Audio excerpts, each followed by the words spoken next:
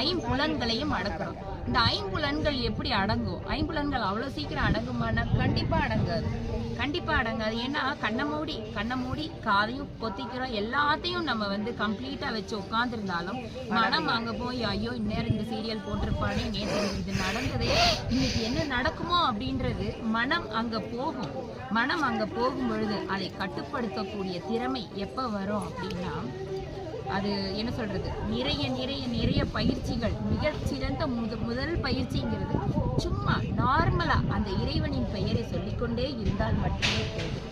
அதுக்காக தான் அந்த காலத்துல குழந்தைங்களுக்கெல்லாம் கடவுளர்களின் பெயர்களை வச்சாங்க. இப்போ நம்ம ஃபேஷனா வச்சுட்டு இருக்கோம், அது வேற விஷயம். ஏன் அப்படின்னா, கடவுளின் பெயரை நீங்க சும்மா ஓகே பாப்பாவை கூப்பிடுறேன் அப்படின்னு நம்ம ஒரு பேர் சொல்லி லக்ஷ்மி வா, சரஸ்வதி வான்னு ஏதோ ஒன்று சொல்லி கூப்பிடுறோம் அப்படின்னா அதுவே இறைவனை நினைத்ததற்கு சமம். நீங்க மெனக்கெட்டு போய் நின்று சன்னிதானம் முன்னாடி நின்று வணங்கணும்னு அவசியம் இல்லை. நீங்க பேரை மட்டும் நார்மலா சொன்னாலே போதும், அந்த இறைவனை நினைத்ததற்கு சமம். அப்படிப்பட்ட அந்த என்ன சொல்றது, பேசா அனுபூதி நிலை கிடைக்கும் என்பது